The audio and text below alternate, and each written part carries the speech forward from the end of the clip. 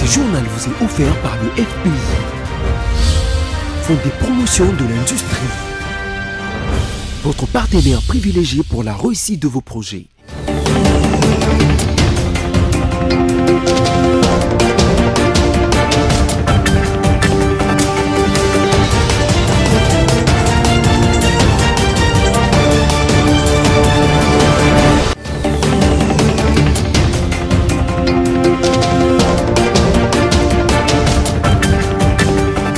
Bonne année 2020 à tous, mesdames, messieurs. Merci de renouveler votre confiance au programme de BIC TV. Bienvenue dans ce journal dont voici le sommaire. Le Premier ministre Ilunga Ilunkamba a rappelé les étudiants de l'UNIKIN au calme et à la retenue. Il a lancé cet appel à l'issue d'une réunion qu'il a tenue avec le ministre de l'ESU Thomas Lowaka et les responsables de la sécurité.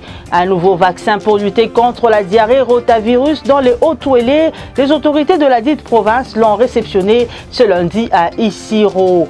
La Fondation Mikali, elle, vient de clôturer en beauté l'année 2019 à travers un repas des cœurs partagé avec les nécessiteux.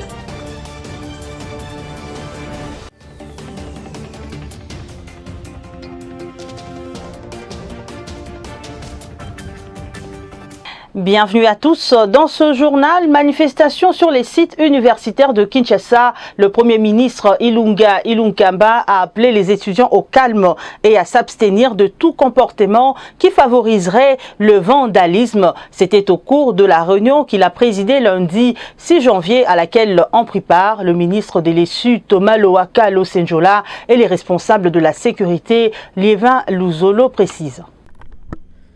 Le Premier ministre a présidé une séance de travail ce lundi 6 janvier 2020 avec le ministre de l'Enseignement supérieur et universitaire, le vice-ministre de l'Intérieur, le commissaire général de la police, le directeur général de l'ANER, le commissaire provincial de la police. L'agitation sur le campus de l'université de Kinshasa a fait l'objet de cette réunion. Selon le ministre de l'ESU, Thomas Lowaka, cette agitation fait suite à la publication, le 3 janvier 2020, des montants des frais académiques de l'année 2019-2020, s'élevant à 490 000 francs congolais pour les classes de recrutement et 485 500 francs congolais pour les classes montantes. Le Premier ministre a appelé tous les étudiants au calme et à s'abstenir de tout comportement qui pourrait favoriser des actes de vandalisme par des inciviques infiltrés parmi eux. Depuis ce lundi 6 janvier dans la matinée, l'université de Kinshasa a été le théâtre de violences. Les étudiants qui manifestaient contre la hausse de frais académiques se sont malheureusement plongés dans la barbarie. Les dégâts sont énormes. Le comité de gestion promet de sanctionner les auteurs de cette barbarie. Esther Pezo-Omba nous en parle. Une accalmie apparente se vit depuis ce mardi 7 janvier 2020 au sein de l'université de Kinshasa après des échauffourées qui ont eu lieu hier lundi suite aux manifestations des étudiants contre la hausse des frais académiques. Des manifestations estudiantines qui d'ailleurs se sont transformées en pillage notamment de l'agence de la Banque commerciale du Congo jusqu'au saccagement des véhicules des professeurs en passant par le pillage des bureaux de la PUKIN et du bâtiment administratif. Ces actes prouvent à suffisance qu'il ne s'agissait pas seulement des étudiants mais aussi des bandits du quartier Kindélé avec un autre but que celui des frais académiques. Vu que le leitmotiv de manifestation est lié à la revendication des étudiants, ces derniers doivent être sanctionnés au regard des dégâts causés. Pourquoi de telles déviations pour une revendication peut-on juger juste? S'interrogent certains observateurs. Dans un communiqué signé par le recteur Daniel Ngoma-Yanzuzi, tout en condamnant ces actes de vandalisme commis par les étudiants, le comité de gestion de l'université de Kinshasa promet de prendre des mesures qui s'imposent pour que pareil comportement des étudiants ne se répète. Déjà, les professeurs ont arrêté la dispensation de cours jusqu'à nouvel ordre. Ils exigent assez que les étudiants impliqués puissent être renvoyés de l'université de Kinshasa. Le vice-ministre de la Justice impute la responsabilité de la mort de 3 détenus dans la prison de Makala au ministre des Finances. Dans une interview accordée à Radio Okapi lundi 6 janvier, Bernard Takaïté accuse les patrons de finances de n'avoir pas débloqué les fonds destinés à l'approvisionnement de la dite prison. Placide Kieselo signe ce reportage.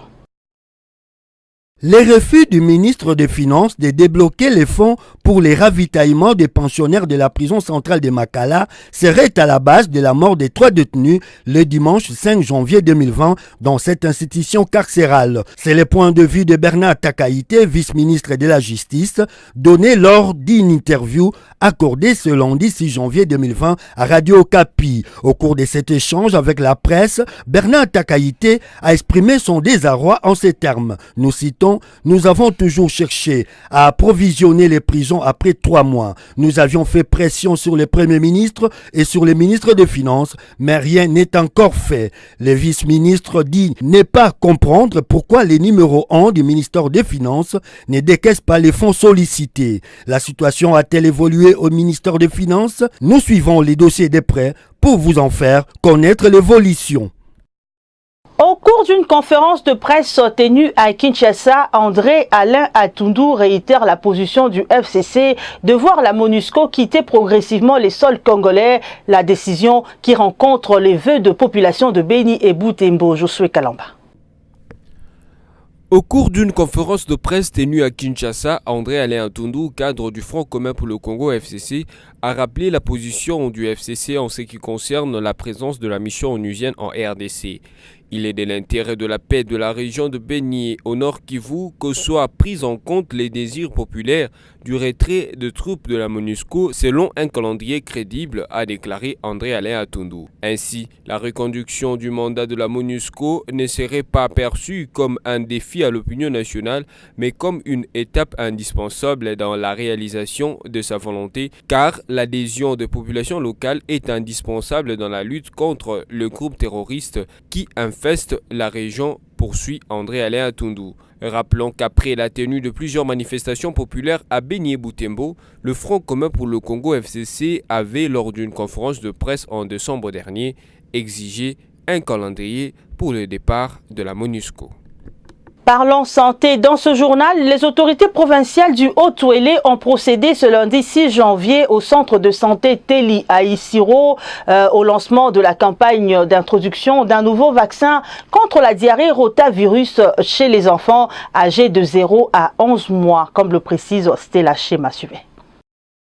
Le vice-gouverneur du Haut-Ouélé, Christian Pitanga, représentant du gouverneur Christophe Bazeani-Nanga, a procédé au lancement de la campagne d'introduction d'un nouveau vaccin contre le diarrhée à rotavirus chez les enfants dont l'âge varie entre 0 à 11 mois. Plusieurs personnalités ont pris part à cette cérémonie, notamment le président de l'Assemblée provinciale Afoundé Afongenda Sumbu, le ministre provincial de la Santé Norbert Mandana, le vice-maire de la ville d'Isiro Marcel Sengui et tant d'autres venus des différents territoires pour la circonstance. Ici est de noter que la vaccination est l'intervention la plus sûre ayant pour but de réduire sensiblement le taux de mortalité et de morbidité chez les enfants de moins de 5 ans, ainsi l'a indiqué le responsable du programme élargi de vaccination du Haut-Ouélé. De son côté, le ministre provincial de la Santé Norbert Mandana a précisé que 500 cas de mortalité des enfants de 0 à 5 ans ont été répertoriés suite à la diarrhée à rotavirus pour la période allant de 2015 à 2019. Le vice-gouverneur a réaffirmé l'ouverture de l'autorité provinciale Christophe Bazeani-Nanga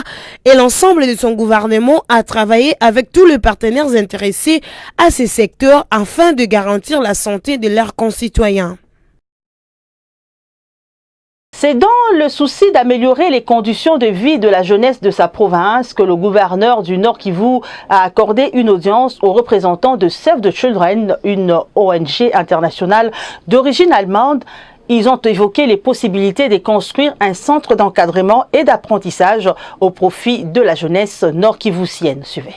Save for Children ou Jua Kawatoto, une ONG allemande créée et animée par des jeunes originaires de Goma, compte construire un centre d'apprentissage moderne pour la jeunesse ici au chef-lieu du Nord Kivu.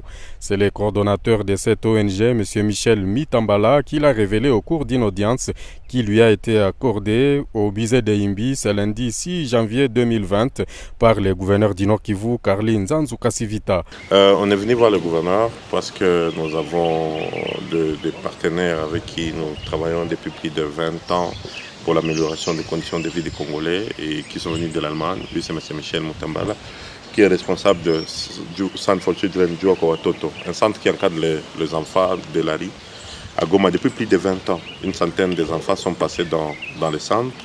Et à Bukavu, il travaille sur un projet pour équiper les enfants dans leur formation en amenant des ordinateurs, des machines à coudre et d'autres choses.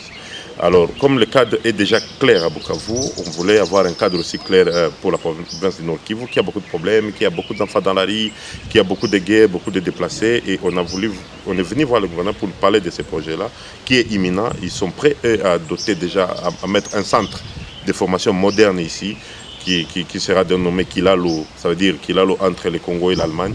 Et les centres de formation, à leur niveau, ils sont prêts. Maintenant, il manquait que l'implication du gouvernement congolais pour matérialiser aussi ces centres de formation, comme ils ont matérialisé les centres de l'orphelinat des enfants. Oui, bien sûr. Moi, c'est Michel Sagna. Je viens de l'Allemagne. On a un projet avec les enfants de la rue, comme M. Mondé qui venait tout juste de le dire. Ce qui est important, moi aussi, l'enfant d'ici. Je suis né ici, j'ai grandi ici, et puis on a voyagé, on est parti. On a vu qu'il y a des possibilités. On peut nouer un lien entre Goma et l'Allemagne. Il y a des possibilités, par exemple, de projets qu'on peut faire ici, des projets d'apprentissage de métier avec la jeunesse d'ici à Goma, parce qu'on a déjà les enfants.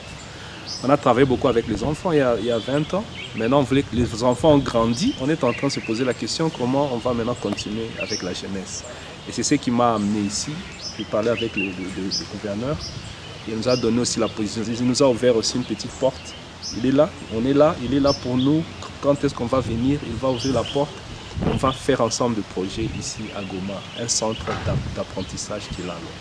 D'un dossier à un autre, préoccupé par les situations déplorables dans lesquelles vivent les orphelins de massacres dans l'est du pays, les directeurs généraux du Bureau pour le volontariat au service de l'enfance, Nemegabe Mourabazi, a tiré la sonnette d'alarme à l'occasion de la célébration de la journée des orphelins de guerre ce lundi 6 janvier. Images et commentaires. Les nombres des enfants orphelins à la suite des guerres et conflits armés dans la province du Sud Kivu est passé de 350 par mois à 300 et 500 par jour. Ces statistiques ont été avancées ce lundi 6 janvier 2020 à l'occasion de la célébration de la journée des orphelins des guerres par Namegabe Mourabazi, directeur général du bureau pour les volontariats au service de l'enfance, BVES.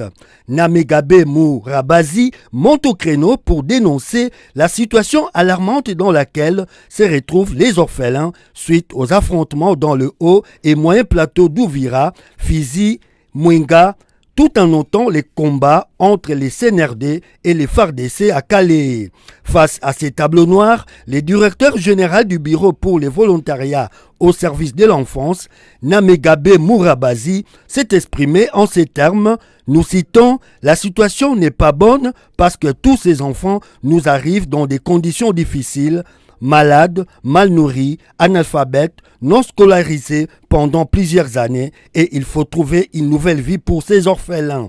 Fin des citations. La question mérite l'attention des uns et des autres.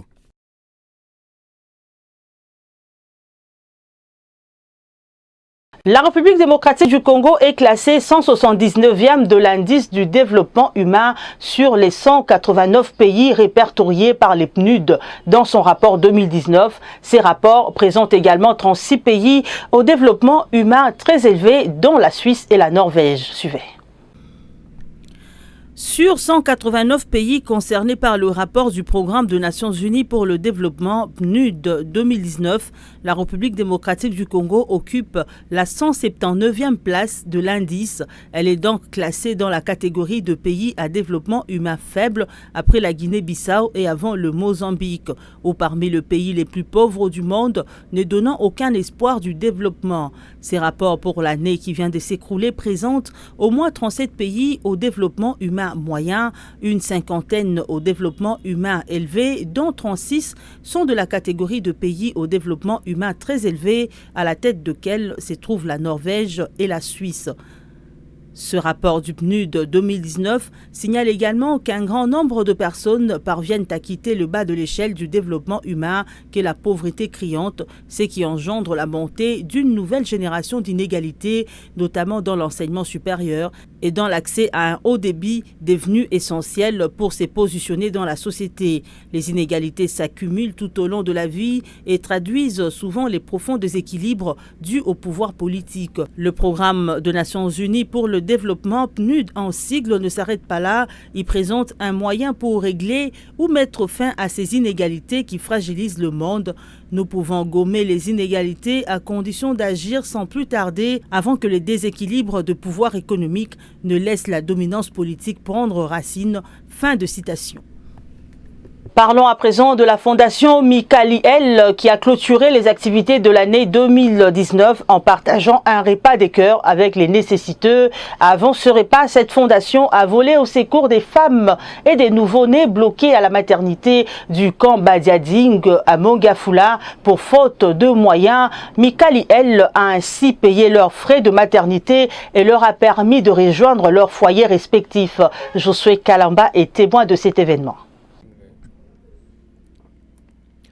Après avoir offert en milieu d'année 2019 des médicaments de première nécessité et payé les factures de femmes qui étaient bloquées à la maternité de l'hôpital du camp Badiading dans la commune de Mongafula à Kinshasa, la Fondation Michaël a clôturé ses activités de 2019 en partageant un repas de cœur avec les nécessités le mercredi 1er janvier 2020. Tout a commencé par les centres des personnes vivant avec handicap non loin du stade Vélodrome dans la commune de Kintambo. Ici, plusieurs familles ont reçu des vivres, boissons et autres objets nécessaires pour fêter. Ensuite, la délégation de la Fondation Michaël, conduite par sa fondatrice et présidente Flore Liwanga, s'est ébranlée sur quelques sites où ces sans-abri sont localisés. Les spectacles trouvaient incité à la compassion et à la solidarité. L'action de Michaël a bien trouvé son opportunité. Des enfants, des mères, de jeunes filles et garçons trouvés par-ci par-là avaient vraiment besoin qu'on pense aussi à eux, surtout pendant cette période où tout le monde revendique le droit de fêter. L'apport de la Fondation Michaël s'est révélé d'un grand soulagement pour ces personnes. Les bénéficiaires n'ont pas manqué à dire devant notre caméra.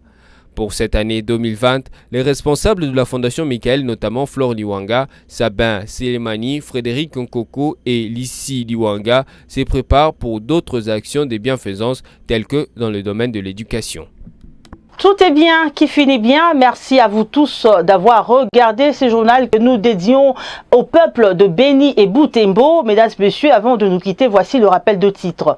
Le Premier ministre Ilunga Ilunkamba a rappelé les étudiants de l'UNIKIN au calme et à la retenue. Il a lancé cet appel à l'issue d'une réunion qu'il a tenue avec le ministre de l'Essu Thomas Lowaka et les responsables de la sécurité. Un nouveau vaccin pour lutter contre la diarrhée rotavirus dans les Hauts-Touélé. Les autorités de la dite province l'ont réceptionné ce lundi à Isiro. La Fondation Michaël vient de clôturer en beauté l'année 2019 à travers un repas des cœurs partagé avec les nécessiteux.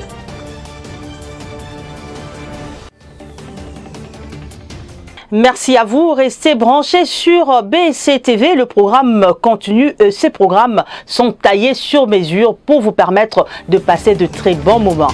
Restez branchés. Bye.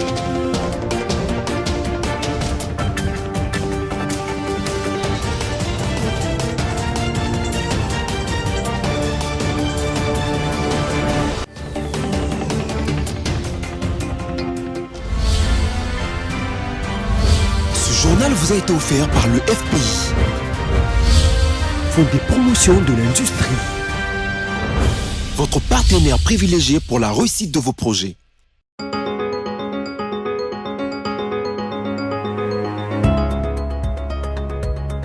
Mesdames, Messieurs, bienvenue à la revue de presse de ce mardi 7 janvier 2020. Commençons par ces titres de congovirtuel.org.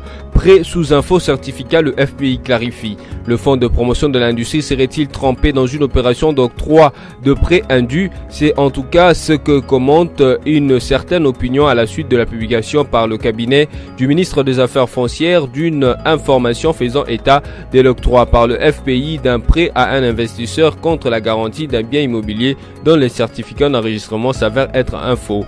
Réagissant à cette information et aux commentaires en tous sens, le FPI publie un communiqué dans lequel il retrace les faits qui remontent en juin 2012 sous le mandat de Constantin Mbengele, mais qui ont déjà été constatés avant même l'annonce du ministre des Affaires foncières. Poursuivons cette revue de presse avec Forum des As qui titre à sa une nouvelle mise en place aux affaires foncières à Kinshasa. Voici la liste des conservateurs et chefs des divisions.